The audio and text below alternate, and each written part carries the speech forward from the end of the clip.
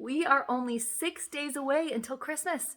I have another Jan Brett book for you today. It's called The Wild Christmas Reindeer. And you know how she always has some cute little things that you can look at on the sides? On this one, every day, it has a countdown for Christmas. So day 1. And then I'll show you as I read each page, then I'll do a close-up so you can see what's happening on day 2, day 3, day 4, all the way to Christmas. Okay, let's get started. The Wild Christmas Reindeer by Jan Brett. Tika was excited and a little afraid. This year, Santa had asked her to get the reindeer ready to fly on Christmas Eve. Tika had never done this before, and she wanted everything to be perfect. Tika lived up in the Arctic, in the shadow of Santa's winter farm. The last of the snow geese had flown south, and everyone's mind was on Christmas. The workshop was alive with sounds and saws sawing, hammers hammering, and brushes painting as they all worked to have the toys and presents ready for delivery on Christmas Eve.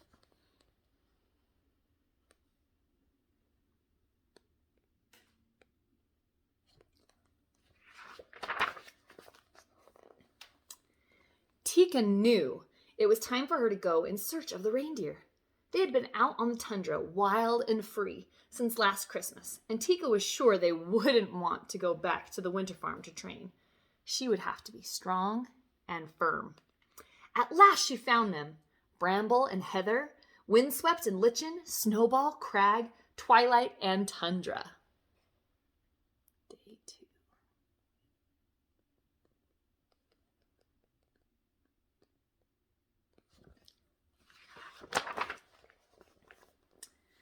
Tika took a deep breath and shouted out, "Let's go! Move, move, move!" The reindeer were bewildered by Tika's voice. Their heads went up to see who this loud creature was. But they let her herd them together and headed back towards Winter Farm. Tundra gave her the most trouble. Tika didn't know that he considered himself the leader and was not used to being bossed around. He liked to stay next to Twilight, but she was separated from him and running near the front. When they got to the barn, Tika put them in different stalls. Tundra snorted impatiently.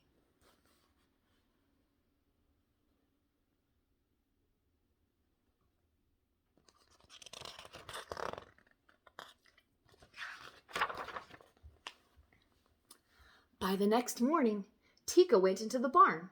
All of the reindeer were restless and upset. Lichen was frightened of Crag, who kept nipping at him. Bramble was so worried, she drove Heather wild, and Twilight kept calling out to Tundra, who was just plain angry and stamping his hooves.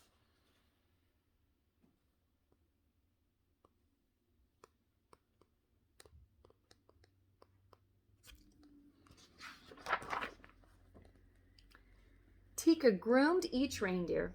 She wanted them to look sleek and glossy for Santa. One by one, she brushed and combed their coats, and pushed and pulled at their tangled manes. She brushed so long and hard that their ears started to turn pink.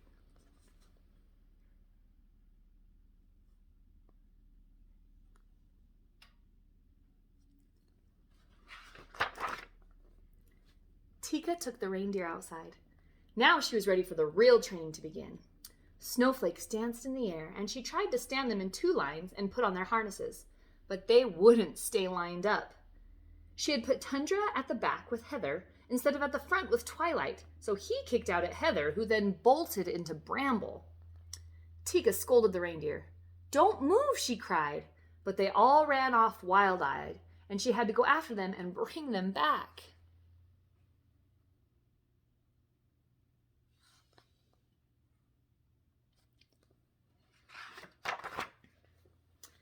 The next day, Tika harnessed the reindeer in the barn before taking them out into the snow. Everything went right until she got them lined up outside and tried to steer them first to the left and then to the right. To make the sleigh fly, they would need to pull together smoothly, but everything went wrong. Tundra crashed into Heather, Snowball blew up at Bramble, Windswept knocked over Twilight, and then Lichen locked antlers with Crag.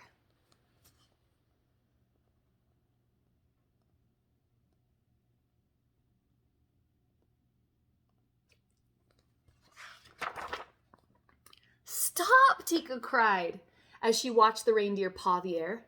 "Unhook!" she shouted as they tried to free their long antlers. Then Linchin and Crag fell over in the snow. The harder they pulled, the more their antlers locked. The reindeers were frantic, and Tika only made it worse by yelling at them.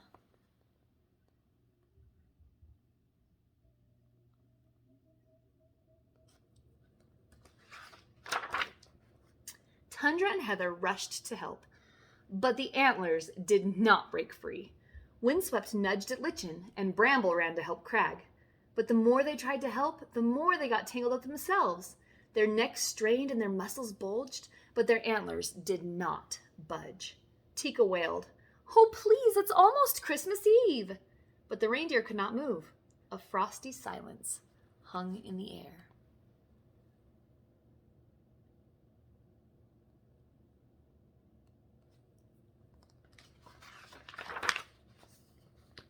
Tika looked at the tangled reindeer, once so bold and free, and began to cry. "It's my fault," she said. "I've spent all my time yelling at you instead of helping. I'm sorry." And one by one, she gave each reindeer a hug. "Tomorrow," she said, "we'll go to work in a new way. No yelling, no screaming, and no bossing. I promise. Let me try to help you get free."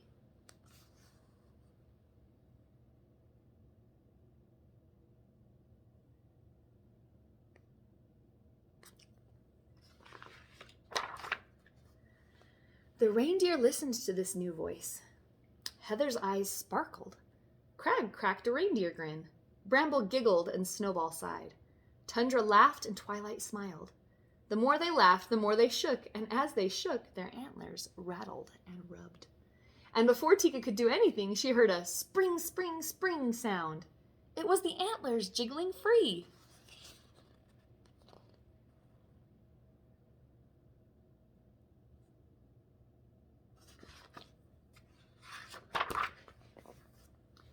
Quietly, Tika led the reindeer back to the barn.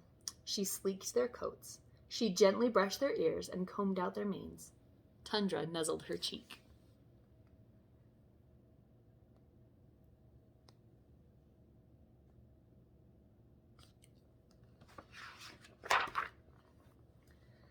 The next day, the reindeer lined up in 2 lines, ready for their harnesses, with Twilight and Tundra leading the line. They practiced turning left, and they practiced turning right. Tika directed them softly. Tundra pulled for Twilight. Bramble was gentle to Lichen.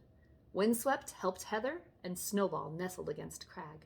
Together they practiced long and hard.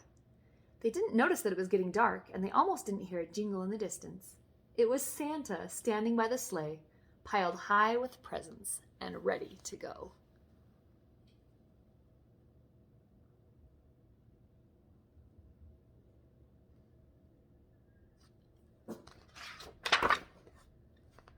Now the reindeer were ready too, and Tika led them to the sleigh. Santa smiled and nodded his thanks. Then he climbed aboard and waved to Tika, who watched as the wild reindeer rose up together and carried the sleigh off into the night.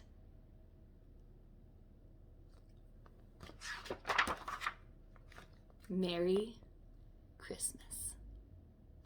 Thank you so much. We'll see you tomorrow for another really fun story.